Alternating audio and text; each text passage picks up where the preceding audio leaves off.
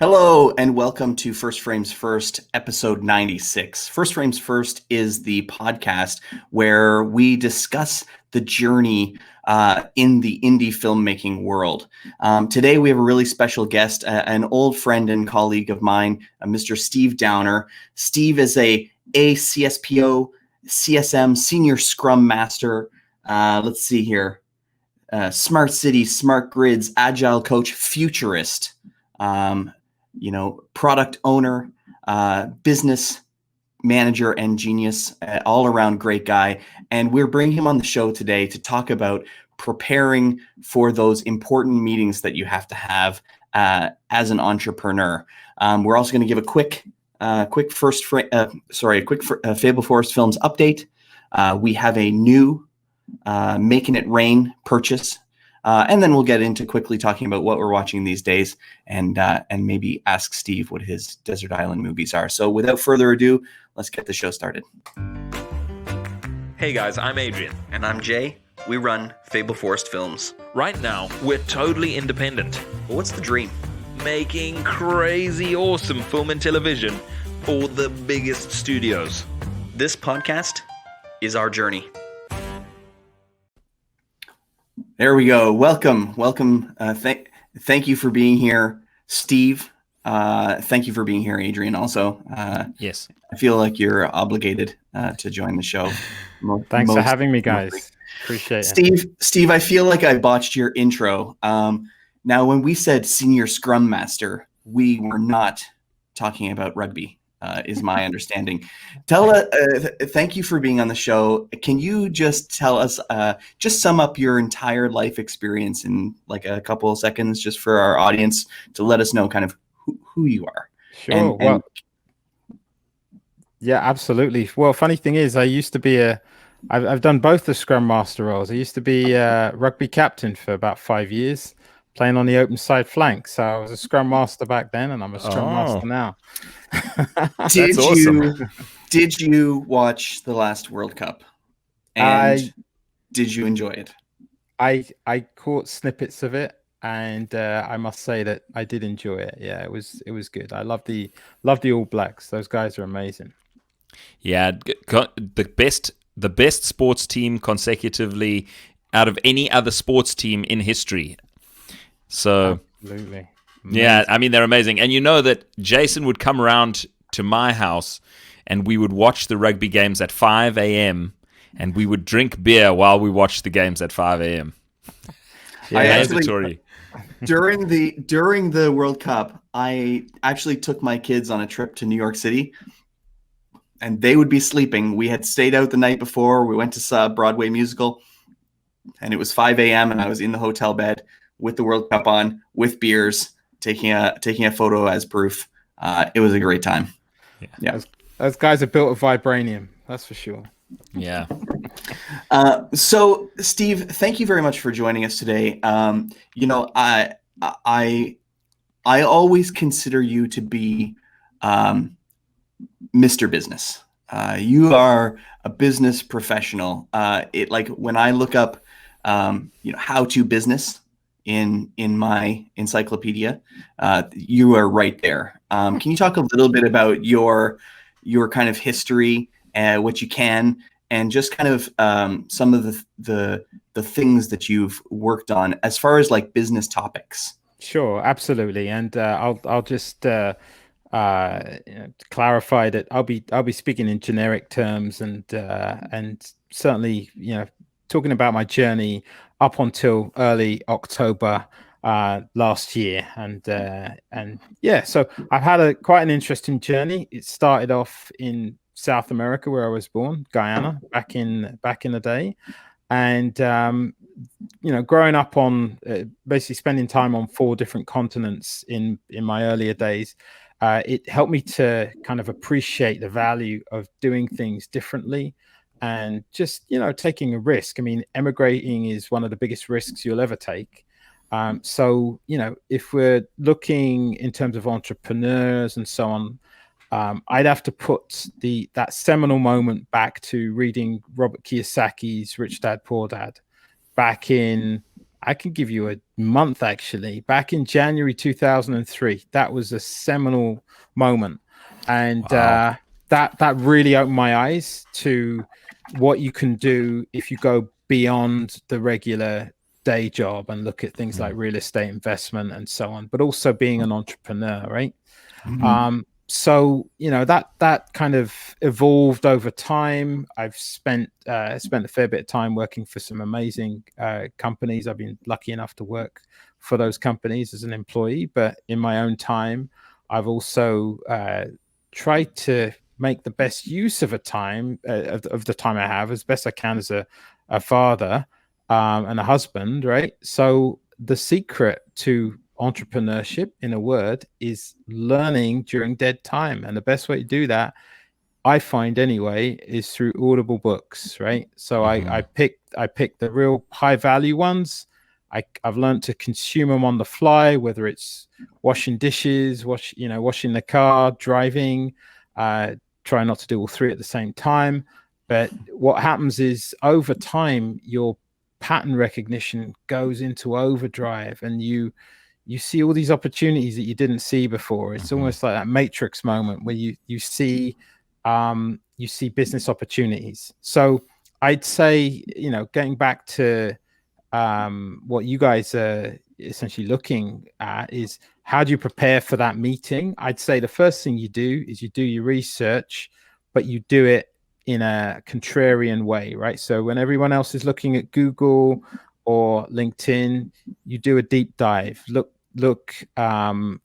at what these guys' backgrounds are, and see if you can align that. The first place you start are principles, core principles, right? So if you look at what they're doing, look at their mission and vision, and see how that lines up to something like Covey, Stephen Covey's 7 Habits, right, of highly effective people. There's actually 8 habits. There's good to great, which is the 8th one. Okay, so I just want to say so you mentioned that one of the best ways to learn during your downtime is with Audible. Now, did you mean audiobooks, or do you work for Audible? And were you giving them a plug there? I do not work for Jeff or whoever replaced him. I was referring to audible.ca. Yeah. However, there are other ways to consume Audible content. Free content Definitely. can be consumed by libraries and so on. So thanks for catching me on that. It's okay. We actually love Audible, and Adrian just recently kicked my ass and got me back to my Audible subscription, where I just purchased 7 Habits, and I started listening to it 2 days ago. So for the first time ever, if you can imagine, I'm starting the principles and values and such. So I'm pretty excited. I'm an hour and a bit into the book, so I'm really enjoying. That's excellent. That's excellent. Yeah. If you don't mind, I'll extend on that, because the understanding those principles are absolutely central to getting to the point where genius knows the answer before the question, right? I love that quote from Oppenheimer. If you can get to that point where you can anticipate what somebody's going to say based on a read of their body language, or getting some sense of where their principles are based on their mission and vision statement, then you're lining yourself up for success, right? So the Covey 7 habits. Number 1, be proactive. I'm not going to go into detail, but the second one is begin with the end in mind. 3, put first things first. 4, think win-win. 5, seek to understand before being understood, which is the ultimate habit, and it's actually the basis of empathy and love. 6 is synergize. So basically, learn to orchestrate, learn to juggle all the balls, spin all the plates, as my brother would say. And number 7 is sharpen the saw. Number 8 is good to great, which is world-class athlete, world-class insert here. And it's an incredibly hard habit to get. Hopefully, world-class filmmaker. There you go. Now, could you elaborate? Because does he touch on this in the book, or is this your own interpretation of what the next habit should be? He touches. I don't believe in the first book. He probably doesn't mention it unless it's in the.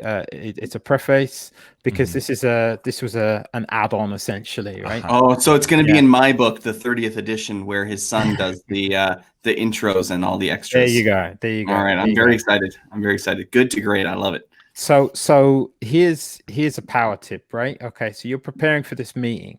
The first thing one of the other things you're going to do is see if you can get your hands on anything related to Lean Business Canvas. Like if this company that you're interviewing for has some sort of product that they have on their website, see if you can, how far you can fill in the Lean Business Canvas, right? Pretend that it's a fresh product, and see if that one page document, which is now supplanted, it's replaced the traditional business plan, which used to be, I don't know, 20 to 100 pages long, which nobody ever read. Lean Business Canvas captures everything on there, and I've got a number of examples online. And the importance of that is you're inspecting their work beforehand, and you can actually go into that meeting and you can present some very interesting questions, right?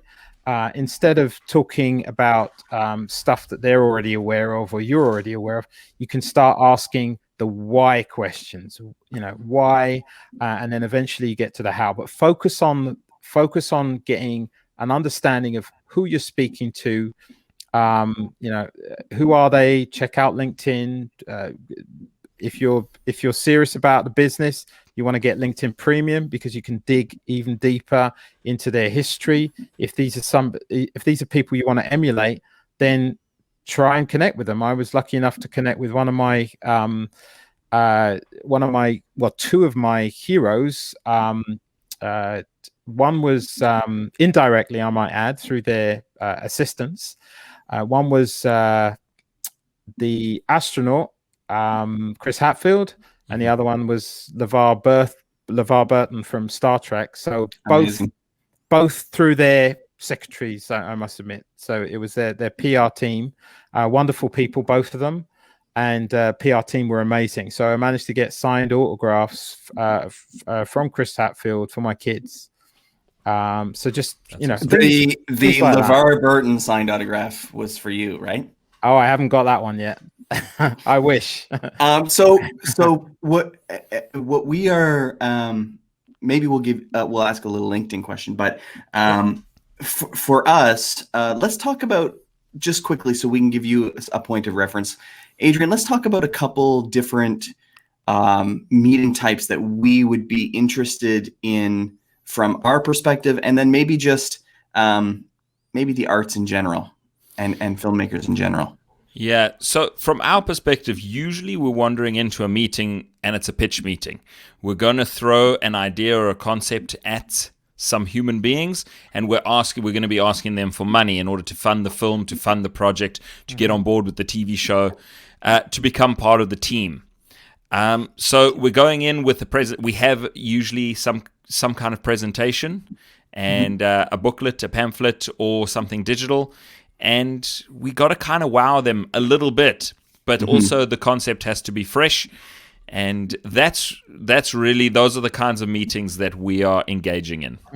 Yeah, and what I wanted to mention was, you brought up something really great, which was knowing who you're going in to speak with. And I think that, from our perspective, if we're going in to talk to, let's say, a particular production company or a particular person at a production company, knowing a little bit about them, knowing a little bit about the work that they've done, the types of movies that they purchase, the types of movies that they have made in the past is really important, because you're not going to go and try to pitch a horror movie to, a Paramount or whatever, right? Because you want to make sure you're hitting the right team.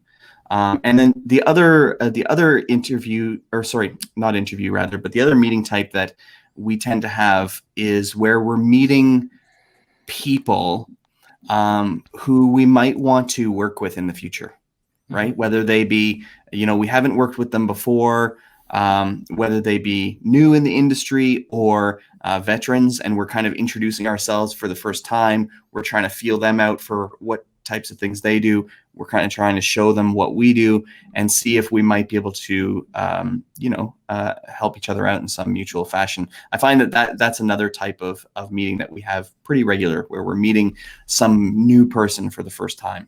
Mm-hmm. Sure. So I would say one of the first things you would want to do is play up your, the clear advantage you've got. Adrian, you've got an accent, right? Yeah. And guess what? Things like LinkedIn have got features now where you can leave voice messages, right? And like my brother, I've got a younger brother who's a voiceover artist, right? Yeah. And so he's had a lot of, he's had some good and growing success doing that. So my point is that before you do any of that, let's crank it back a little bit. So Covey's 7 Habits is great, but no matter who you pitch to, they will obviously be giving off body language and so on, whether it's in a Zoom call or a voice call. So go crank back to principles to separate yourself from the pack. I would highly recommend Joe Navarro's What Everybody Is Saying. He's a 25-year FBI veteran, and it's basically next level. It's almost like Jedi mind trick level, to be able to look at the way obviously in video conferencing and so on, we can only see half the body, right? Yeah. But at some point in the future, we'll have face-to-face connections again, right?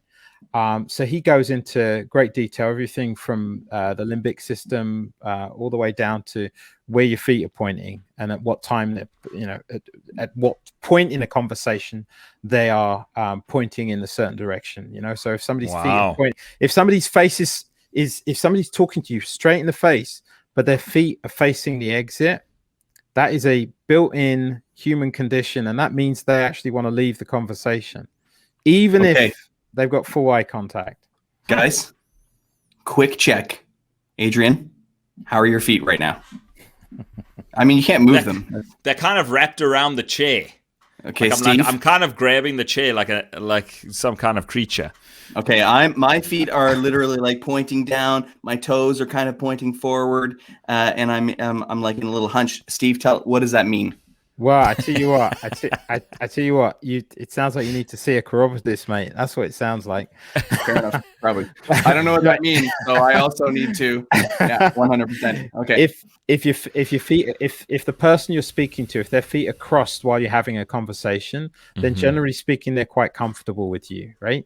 But if during the conversation they're doing that kind of like that pyramid there, right there, then you know straight away that they think that they are, let's just say, they have the high ground in the conversation, right? This is amazing. I was going to say that they think they're better than you. They think they're a super villain. Those are the. Now, Steve, there's something that I've noticed, and I've never seen it anywhere, but often I've been in a situation where, and this is just my own, I'm just kind of guessing here, but I will move to shake someone's hand, and they would like forcefully almost turn my hand over in their hand. You know what I mean? So I am now, they like force my hand into the supplicate, you know what I mean? And I always thought it was a power game, because it was such a strange thing to me that someone would forcefully turn my hand in this way. Did they cover it with their other hand? No. And this has happened to me on many occasions, because when I first noticed it, I was like, oh. And now whenever it happens, I'm like, oh, this guy did it again. And to me, I don't know if this is true, but I feel like it's someone who feels a need to be superior of you. Yeah, you should not allow that. You should fight. You should fight them on it. So this is where it pays to know where the person you are interviewing with, what their cultural background is, because some handshakes and hand gestures mean different things in different parts of the world. In the Western world, if somebody would take, like say a politician, for example, takes your hand, shakes it, but then covers it with the other hand. That's actually a sign of distrust, right? You have to dig into Joe Navarro's book to find out a bit more. But the caveat is that you can't just look for one tell. There's a number of tells that you have to look for to build up that kind of picture. But you can get really good and get to the point where you can make a judgment call within 5 to 10 seconds, right? So those, having those basics in place before you've even, entered into the room, be it virtual or not, those are all key, right? So, I mean, you got standard stuff like make sure that, you guys are film directors. So if you have video coming out of one screen, but you're with dual screening, we have to be conscious of which screens we're looking at. And even a post-it note just to say, look here. You keep seeing me look over here for sure. Yeah. I mean, what I like to do, Steve, is I like to look at your face on the screen. And I don't want to like cover your face up with my speaking points, even though I don't need to see your face when we're talking.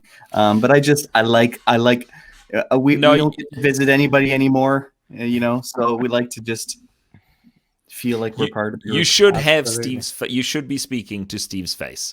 Yes. You should just make it smaller and move your notes in on the side. There you go. I don't want Steve's face to be smaller on my screen.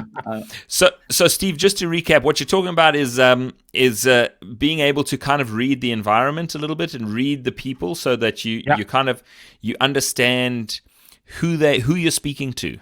Yeah, that's correct. There's a couple of other fundamentals before we go down into the weeds of the business case, because if you don't get these basics right, then everything else is for naught, right?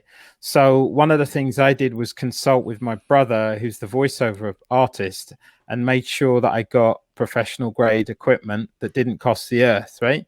So I'm using some pretty decent equipment. I'm not going to name drop right now, but it allows you to have a conversation of equals, right? When you're having this discussion, because at the end of the day, the voice, it just like in real life, you can lose your well, that's probably not a good example, but in this day and age where bandwidth is everything, and it may be issues in certain areas, then we tend to switch the visuals off, right? And not everyone has had a chance. Like I've been cutting my hair since I was 13, DIY, right? But not everyone has an easy head to cut, and they may not have had a chance to groom. So because of that, they may not want video. So the voice becomes absolutely crucial to that. So the more audiobooks you listen to, the better your broadcast voice gets, and the better, the closer to David Attenborough we can that's very important. I need to really focus on changing my voice. I've been told, like in every single way. in every way. Well, me and Adrian, our fees are very reasonable. Yeah, I appreciate that. What did they say about my voice? Yeah, it lacked gravitas. Thank you.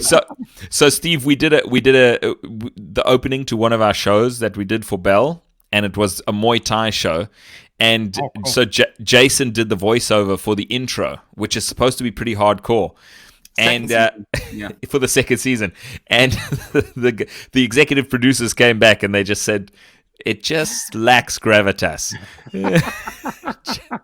So that years later, that cut me real deep, Mel. Yeah, that cut me real deep. Okay, software solves everything, mate. Don't worry about it. That's right. Is it important? I'm just going to jump back to one of the questions. Is it important, or can you talk a little bit about having a clear objective for yourself? And one thing that I've thought about recently is having a clear hope for the end of the meeting. So Yeah. Mhm. yeah. So can you talk a little bit about, like, before we get to the meeting, what are some of the other things that you want to do? You know, you talked about having appropriate equipment, especially for virtual. Yep. I mean, still presentation is very important, if you're virtual or in person. I don't know if you want to touch any more on that, but what are some of the other things that you might do in advance? Is it important to define for yourself what you're hoping to get out of the meeting in advance? Absolutely. I think the first thing you need to know is the difference between a goal and an objective, right? The goal is the what, the objective is the how, right? So again, going back to something like a lean business canvas, that lean business canvas will include all your financials on it as well. There's a section on it that will include all of that information. I don't know if I've got one to hand right now, but it starts with a user story, right? This is something we use in software development. It's been commonplace since around the early 2000s. But essentially, everything we are part of is either a product or a service, and a service is essentially a product, right? So everything's a product, right? So as a user, if you get into the mind of what is it you want to get out of the meeting, so see if you can tighten it up in a user story, and then see if you can get an angle on who the audience is, right? Who are the stakeholders?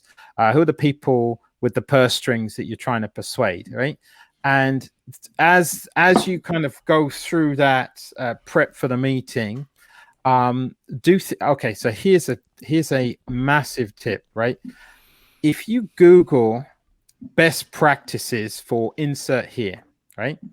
And then you constrain the search to the last 12 months. So you're covering the period of COVID, because everything before March 2020 was a different world, right?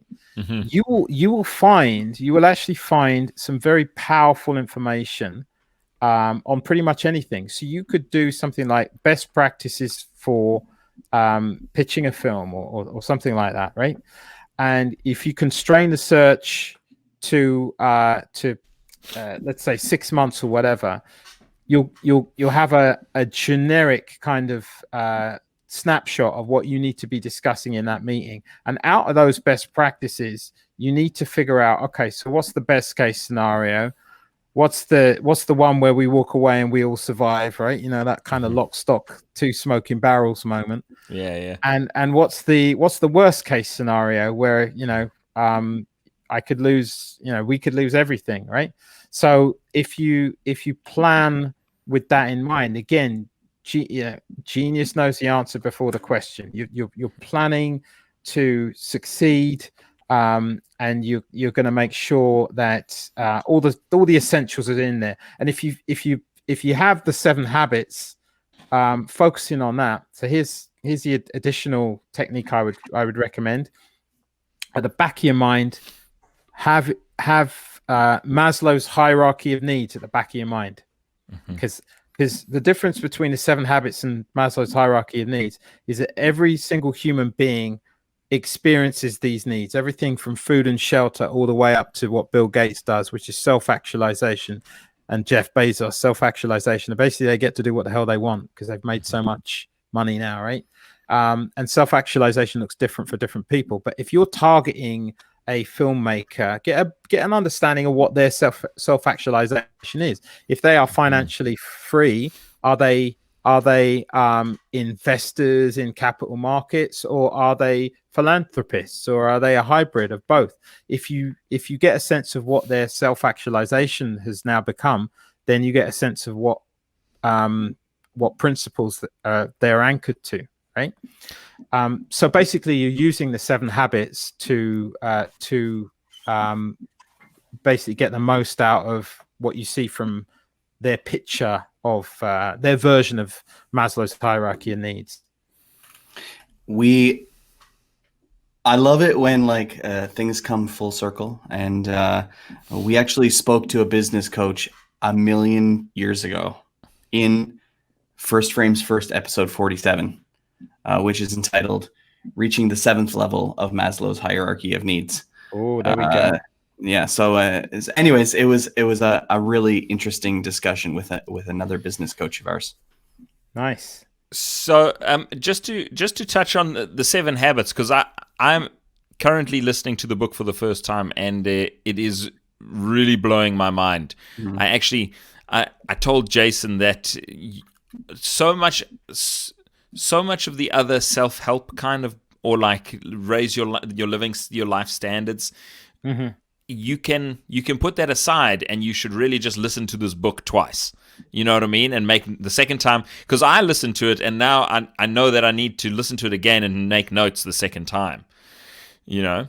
That's interesting, because I know somebody who listens to it every year. I could never understand at the time. I couldn't understand why they did that. Now I totally understand why they did that.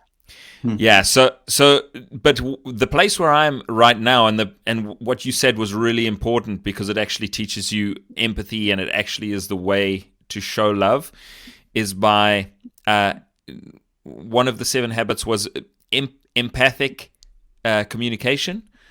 Yeah, seek first to understand, and then to be understood.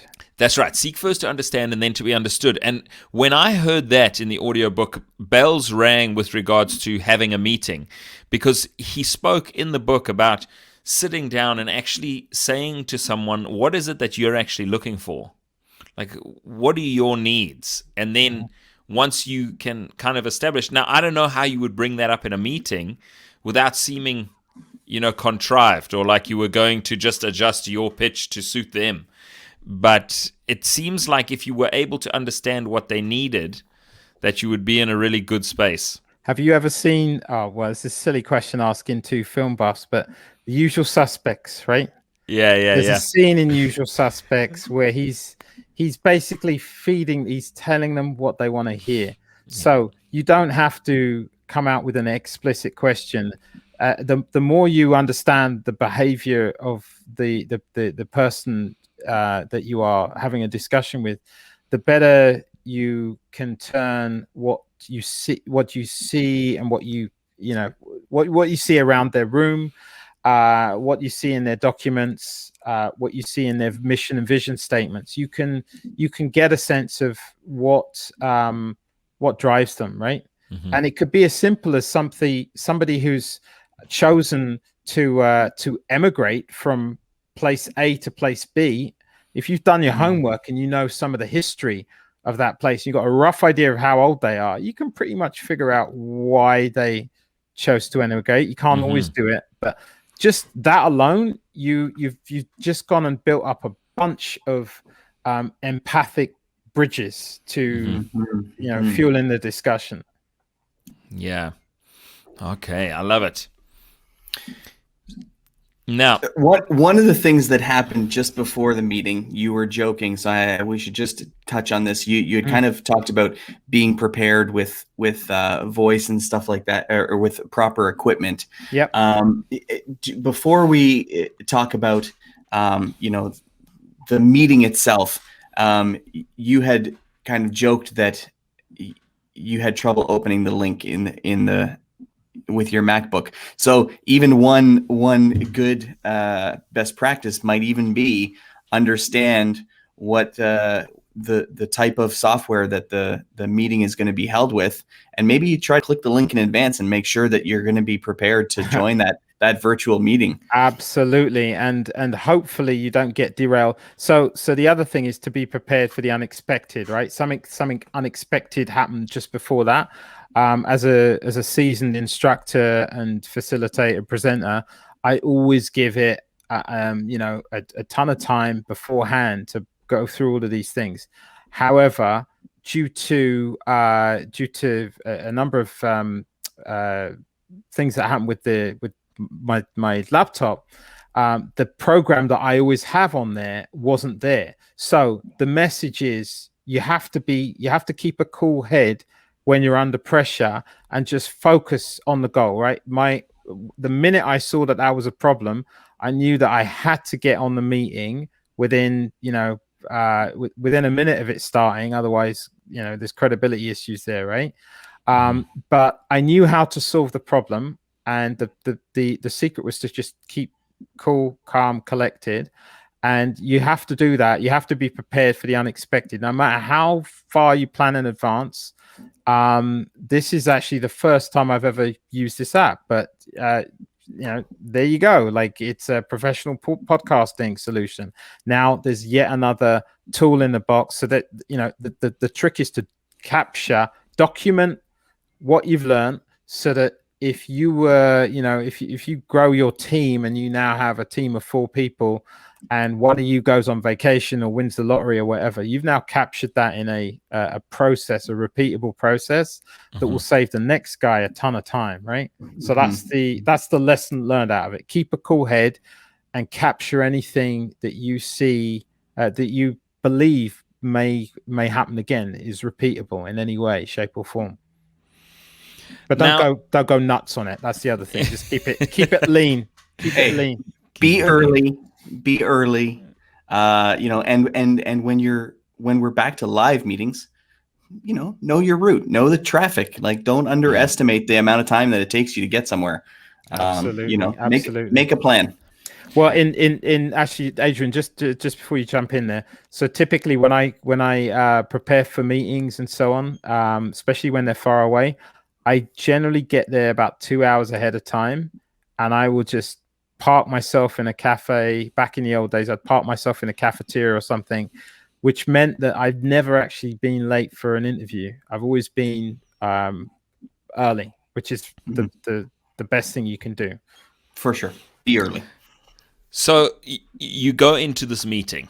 You're reading the body language. You're neat. You look good. You have a presentation. You're going through the presentation. Because you've been rehearsing, we've been practicing, we've been getting ready. This is a big deal for us. We're not, we're not messing around. Now, how do you, when you're trying to make a sale, or you're trying to close someone, or you want the relationship to continue beyond this point, could you talk a little bit about the end of a meeting? Yeah. So go on. Do finish. No, and just. And how you kind of wrap things up in a way that leaves everybody feeling good, like a win-win. And I'll just let me just add: are there any golden rules for mid-meeting? Like, as you're going through the meeting, is there anything that you should be doing, like checking for understanding, or like, are there things that you want to make sure you're doing through the life of your meeting? Absolutely. The first thing you got to do is to listen twice as hard as you're talking. You do need to lean forward ever so slightly and keep full eye contact, because that demonstrates full engagement. You're obviously going to turn your phone off before you go into that meeting. I would suggest, if this is a complex pitch, that one technique I've used in the past to great success is to read out the pitch, like record it beforehand, but you're going to do 3 things as you go through it. You're either going to agree with what you're reading, or you will come across something and you will challenge what you're reading, and all of a sudden you'll disagree. So state why you disagree about that, and have state in the recording your plan of action to deal with it. Maybe it's updating the information or something like that. And the third thing is you're just completely stumped by something, right? In which case you pause the recording, go do your research, and then come back on and continue to record. And you need to be able to have that in your head. It needs to be ingrained in your head, but you have to deliver it in a very natural fashion and know when to stop talking, right? You have to, in terms of the start of the meeting, the middle of the meeting, the end of the meeting. The start of the meeting, you're going to do the usual kind of small talk, right? Be prepared to do that at the end of the meeting, but you must make sure that the goals and objectives of your meeting are fully met. And that you offer to take down notes, like in terms of action items. Always ask for permission to, do you mind if I take a few notes here? You have to be careful with what you take down. Nothing, if they indicate that what they're about to talk about is confidential or whatever, stop writing. You have to just stop writing. But it's super important to get action items. Typically, you want to get a high level action item, who owns it, and a deadline. Like what kind of time do you want to hear back on this, right? And follow up.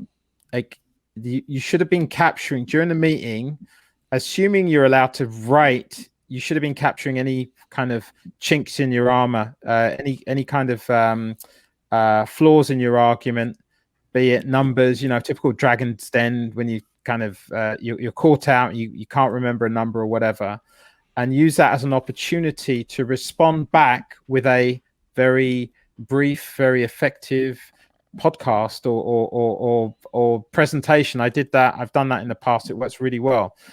So you can do that for questions that you feel you've nailed or questions that you didn't answer well enough, and it's an opportunity to demonstrate your skills as a professional filmmaker, right, and broadcaster.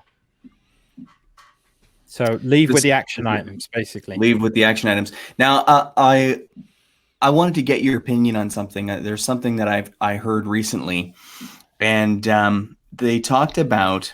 This was a salesy type of thing, so it's kind of relevant in what we're talking about. They talked about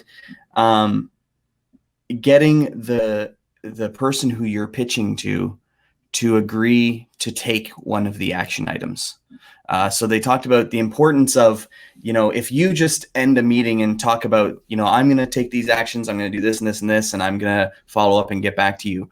That's great, because they'll be like, perfect, I'll wait for him to get back to me. And maybe that meeting starts to leave their mind. Yeah. But if you get them to also agree, like, I'll go get this, would you guys mind putting together just a small list of this and this, and then have that ready to send to me? That keeps your meeting and your engagement level at the top of their mind as an action that they have to take. So it kind of keeps the meeting in the back of their brain. What do you think about that? The more senior that person is, the smaller the action item needs to be, and the more pleasant that action item needs to be. So the action item I would recommend is, like if you wouldn't mind giving us a chance to respond to your questions, would you mind watching this presentation which we're going to send you, or something like that, like along those lines of, we're going to do something and we just like you to review it. But it has to be easy for them in this day, in this TikTok generation, right? You've got 15 seconds to make an impression, right? So those are the only, right, unless they are literally hitting the ceiling in delight at what you're doing, in which case the action item might be, when can you go ahead and forward those funds to us so that we can begin this project? Absolutely. In real life, the action item may be to, is there anyone else in your team that we can kind of that you'd be able to give us access to help clarify this point, or to, so that you better understand it. But whatever you do, that action item for that leader has to be simple. And it has to be it's got to be something that isn't going to take them a ton of time, and it's got to be ultimately something that's going to delight them. The end result of that action item must be customer delight. Otherwise, again, the caveat is if they're all in, then it doesn't. You've got a little bit more leeway. So once again, you really are just trying to understand who they are and what they actually want and need. Yes, and that is, and if you can be the answer to that question of theirs, then your meeting is probably going to go very well. That's right. So the thing is, this works with any, like, these are transferable skills, and they will work with any number of any genre of CEOs or what have you. For the most part, that's a true statement. The thing to remember, I think, is that you have to know your numbers, right? You have to know your numbers, and you have to try whatever you can. Try to run the project as a lean project. See if you can adopt the best pieces of agile software development to what you're trying to do. So iterate, don't wait until it's, you have a perfect product to go to market. Read up on and practice agile software development, and understand that the minute you have external constraints like dates or regulatory constraints, that project is no longer fully agile. It's always going to be hybrid agile, right? So if you can learn to operate in an agile manner within the constraints of waterfall world, like hard deadline for films and all the rest of it, then you'll be successful. Because the more time, as we progress, every single industry is becoming more technological, right? So if there's technology in there, there's going to be an element of software development somewhere along the line. So use those skills to your advantage, and skills, I would say, practices, and adapt them. So like, again, Google, see if you can Google. I mean, yeah, we always need to be more agile and effective, even with just our creation of product as well. That is a whole probably series of podcasts as well. Absolutely. Yeah. Well, thank you. Did you have any more questions, Adrian? About No, meetings? that was it. I just I just wanted to ask if people wanted to, if people wanted to follow along with you, or to see anything that you were doing, if they were interested in reaching out to you, where would that be? Would that be in LinkedIn? I'd say, yeah, that's the main platform that I use. It's basically linkedin.com/in/Stephen Downer, Stephen with a PH.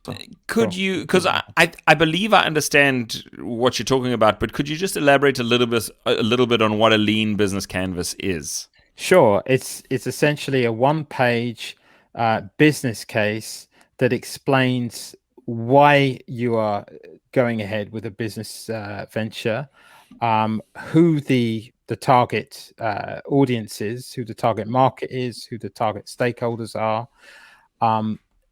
Typically, a good lean business canvas should have an image, a use case drawn out as you can do it on the back of a napkin, but the best ones have a visual use case, which basically explains a scenario where people would find that valuable. And crucially, it should spell out at a high level the cost of the project, and also the return on investment for that project, right? Wow! So it's a pitch packet, in one page, lean, just like that's Toyota. There you go. But the other thing it needs to have, it needs to kind of spell out the benefits, right? The business benefit.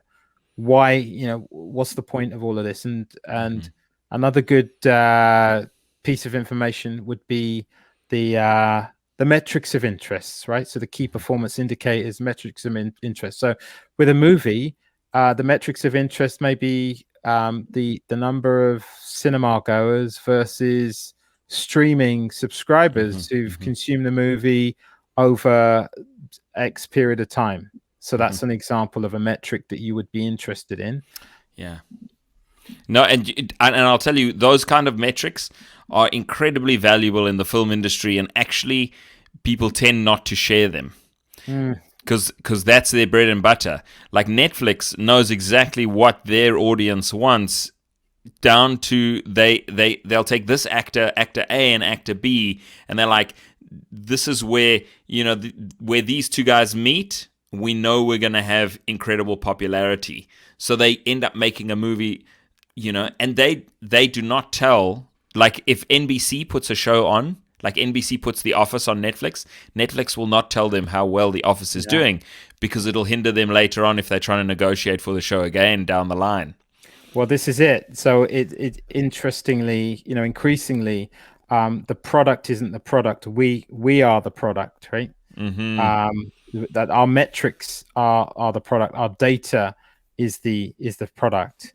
But this does give you a visual, pretty much explains what it does. And if you were able to, here's something I found very valuable: laminate that thing. No, once you laminate it, that thing's going to be around long after we're gone. That's right. So the thing that it kind of makes me think of is when we're trying to do one pagers, right? So we're trying to take a pitch packet. So generally our pitch packets are going to include all the aspects of the film, but we kind of, like, yours is very condensed, has a lot of information. We tend to try to space ours out, put more pictures, and as you should. Yeah, but you're right in that we also try sometimes to do a one pager, which is literally like, it's the laminated item, it's got a photo, it's got the log line, the title, the couple characters and the information. But maybe we can try to hone it in and put some of those financial numbers and really try to see if we can get a pitch packet into one concise page as well. That is like the short form version that you laminate, put and throw in your briefcase. The funny thing is, it's not the situation we're in now is that nobody is really printing anything anymore, right? Everything is digital. But what if you were that contrarian who decided to put that one-page lean business canvas, very well laminated, in the post, and addressed it with cursive, go full on and do some cursive writing on it, on the address, make it look medieval, make it, make it look something different, Yeah, one of those. These days, people like to get a piece of mail, and they're like, "Oh, what is this? Isn't a bill? What is this?" Yeah. Right. Yeah, you use the wax from a candle, and then you imprint it with your crest. Oh my gosh! My brother did that actually. That's amazing. It worked. He put a lot of effort into it. He's an incredibly neat writer, but that's what he did. So it was a contrarian approach, and it got attention. And I think the comment was, I thought this was an antique, or I thought this was something from the 19th century. That's awesome. Positive comment. So that's awesome. So I think one of the things that we do once a month, Steve, is we take a couple of our dollars and we share it with an artist. So that's we try to pick somebody or something to throw a couple of our bucks at, to let people know that we're artists. We're asking people for their money all the time, and we like to jump in and pick something up. So I'm going to jump into our segment we like to call Making It Rain. We're making it rain. All right.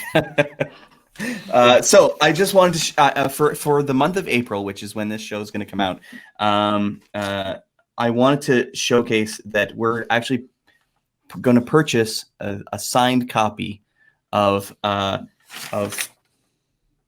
Breslau author Carolyn Mills. So I love to read. I love to read the Waterloo Regional Record. And every Thursday we also get the Observer, which is a nearby local paper. And so I love grabbing some of the artist profiles and the things that people are up to in the region. And this story caught my eye. So she actually wrote a children's book a number of years ago. I just have it here, called The Little Boy Who Lived Down the Drain. I don't know, Adrian, have you heard of this story? Man, I have not, but that is right up my alley.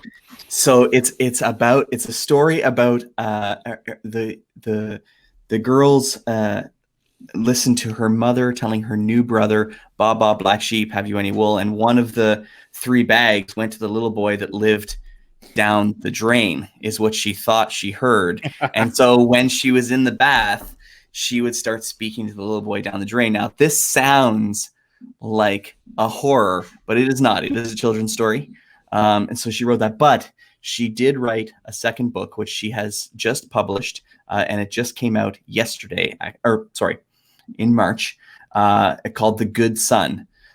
So I'm gonna read a little blurb about it here. Zoe Emerson has a secret, one she's kept for years. Her quiet world is shaken when her past finally catches up with her. The investigation into the murder of a 6-year-old neighbor is reopened 30 years after, threatening to destroy her and everyone she's fought so hard to protect. She was just a child when it happened, scared and confused. She's never been entirely sure what she saw, but she kept her brother's suspected involvement in the murder from the police, and the knowledge she withheld, a crucial piece of information, haunts her. As the past collides with the present, Zoe's forced to face a most difficult truth. So pretty exciting. So I wanted to share that this was kind of fun for me when I went. So of course the article says where to go and pick up the book. And I actually went, let me just make sure I pull up the right website here. Here we go.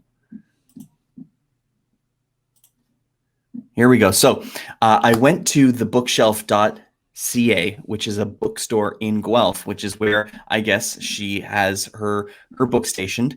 And you can actually order the book from this bookstore. So it was pretty cool. I was just kind of flipping through it, but I actually went I was like, oh, the bookshelf, I've been to that bookstore. So they actually have an online presence. And the thing that I like about this website is they mention Canadian authors, right? So they've got books from everywhere, right? But as they go, they're listing Canadian authors, which I thought was really neat.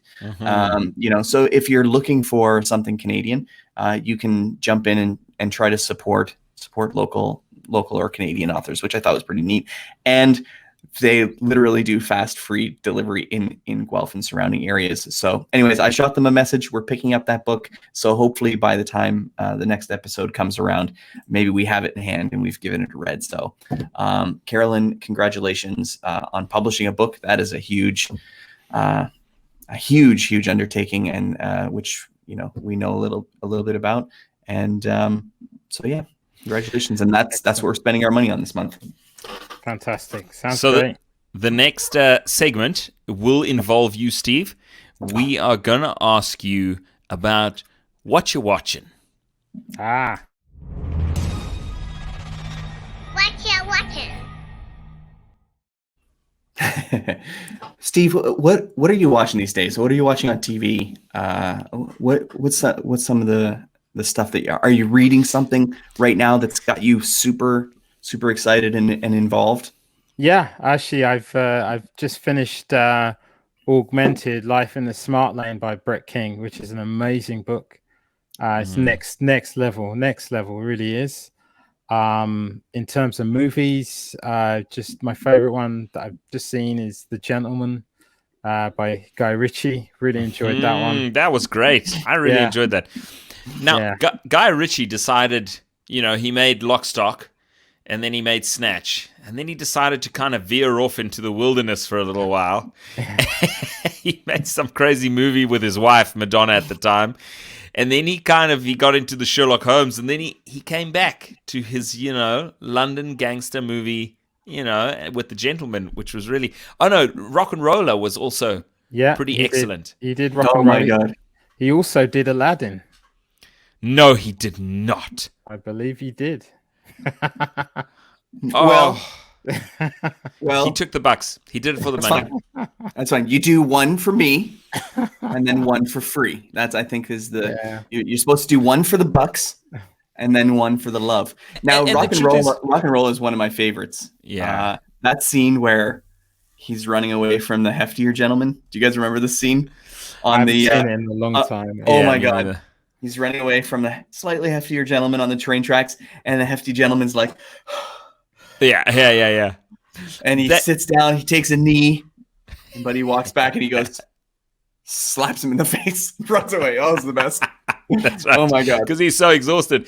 I loved that character, that young character that played that role. He was amazing. So, sorry, I'm sorry, I completely forgot. But what are you reading? What are you listening to right now? You're listening to. So I'm actually on a little hiatus. Augmented took a little bit longer than I thought it would.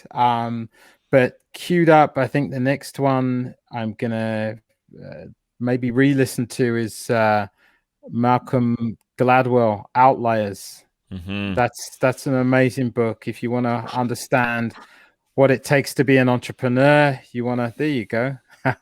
Nice. There you go. You want to, and we didn't even plan that. That was just off the cuff.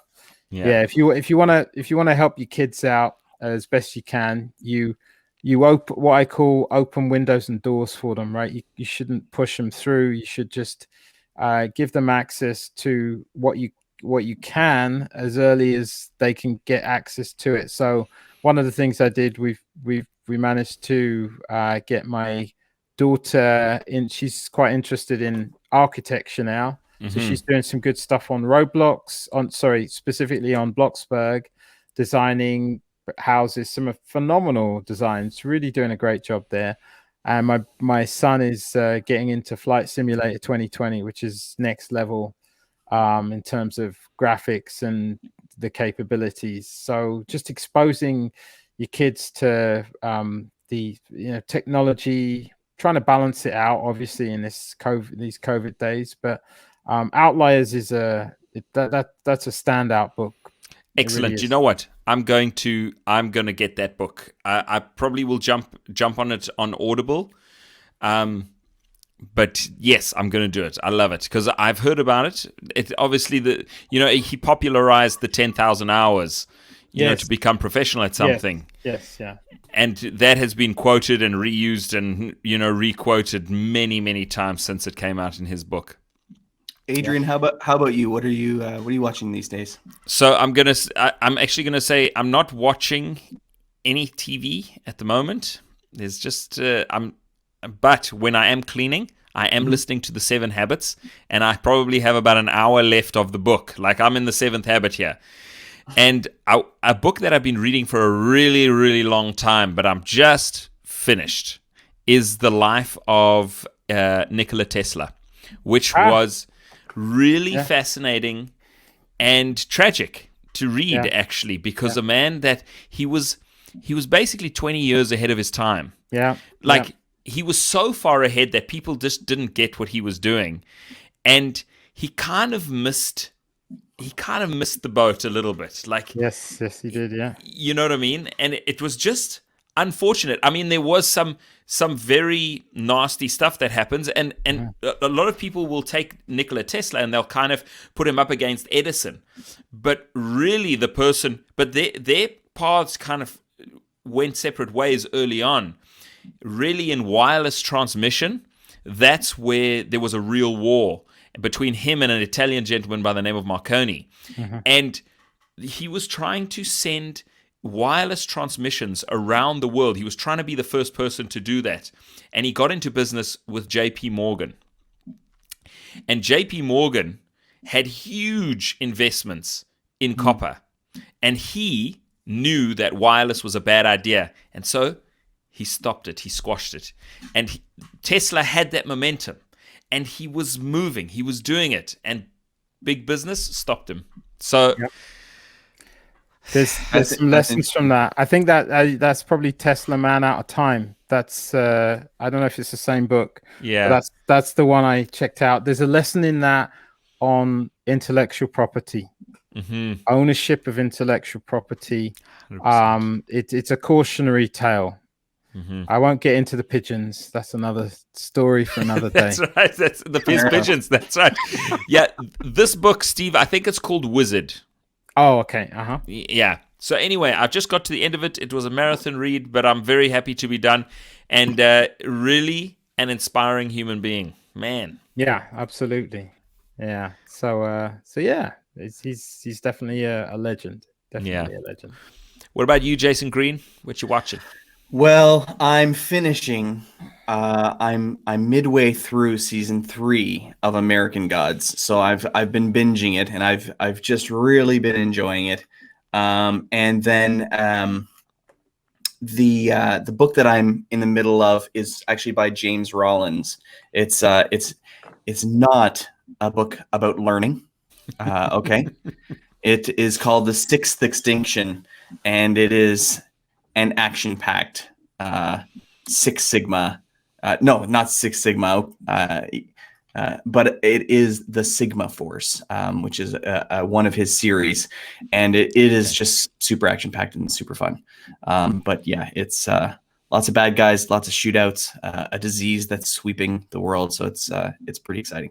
So it's like the news. That's what I'm into. I mean, yeah, I suppose so. Yeah, fair enough. My mom just said she was watching this new show on Amazon. It's the flu, and it's horrible. It's exactly what's going on in the world today. Everybody's dying. The super flu is terrible. And I'm like, Mom, are you watching The Stand by Stephen King? And she's like, yeah, that's it, The Stand. Yeah. I'm like, amazing. I cannot wait to start watching The Stand on Amazon Prime. We watched the old version. Jason, I will make a correction. Oh, I have been watching The Stand. I have been. Don't tell me. I've been loving it. Don't tell me. All right, fine. It's so great. If you're loving it, I am loving it. You probably just ruined it for me. I'm just kidding. I loved this. I love the book, The Stand. The Stand on Audible is 47 hours and 47 minutes. Get ready for a giant ride. When you read the book, it is so incredible. The miniseries from back in the day, the mid 90s, was amazing. I actually just finished watching that with my sons, probably early March, in the lead up for getting excited to watch The Stand, and I can't wait. It's just Stephen King's a big part of my life as a young reader and movie watcher and all that kind of stuff. So Stephen King, super fan. Yeah. Here. All right, Steve, the next segment is where we're going to find out. This is the final segment of the show. We're going to find out about your desert island movies. Desert Island Movies. Steve, we ask all our guests, so I'm sure that you've already written these down, because one of the things you do in preparation for a meeting is probably watch historical shows to find out how we interoperate with our guests and such and such. So one of the things we asked all our guests is, if you were stranded on a desert island and you only had 3 movies to watch over and over again on, forever, what are those favorite guilty pleasures? What are your favorite 3 desert island movies? Maybe not favorite movies, right? But ones you want to watch again and again. For sure. Well, I'm pretty sure I can rattle these off. So number 1 would probably be Lock, Stock and Two Smoking Barrels. That is my all-time favorite. I love that movie. All-time favorite. It's a London thing. Like, it's the accents are so crazy in that I have to kind of listen a couple of times. I take away something new every time I listen to it. That's awesome. The second one I'd have to say would be The Pursuit of Happiness. I challenge anyone to get through that movie without getting just a little bit misty-eyed, right? It's a mighty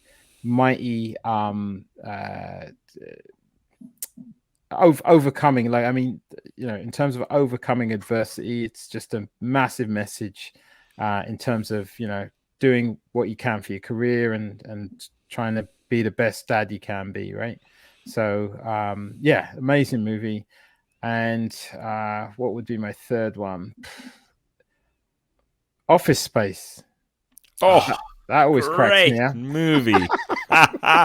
What a great movie. Oh my God. PC load letter. Man, when you say it, so many lines come back that we probably shouldn't. Anyways, that's amazing. Such good picks. Steve. Thanks for joining us. I appreciate it. We've been wanting to have you on for a long time, and this was a really fun topic that you clearly have a really solid understanding on, and we really appreciate you taking a few minutes to talk about it. Yeah, it's my pleasure. My pleasure. Yeah, thanks so much, Steve. Like, really, there was some rock solid information in there, and so thank you very much, because we're gonna use it. We're going to write it down, make some 100%. Notes, and we're going to use this information for sure. 100%. So the last thing I just want to say is we're going to go out on our little outro here. It does say we're going to see you again in a couple of weeks. We have moved the show to monthly for now. After our Big Priorities podcast, we are looking inside of ourselves. right? And we're thinking about where we have to spend the majority of our time right now. And so we're going to rein the podcast in a little bit. As you guys know, we're going to first Thursday of every month is when we're going to release them. So maybe we'll fix the outro.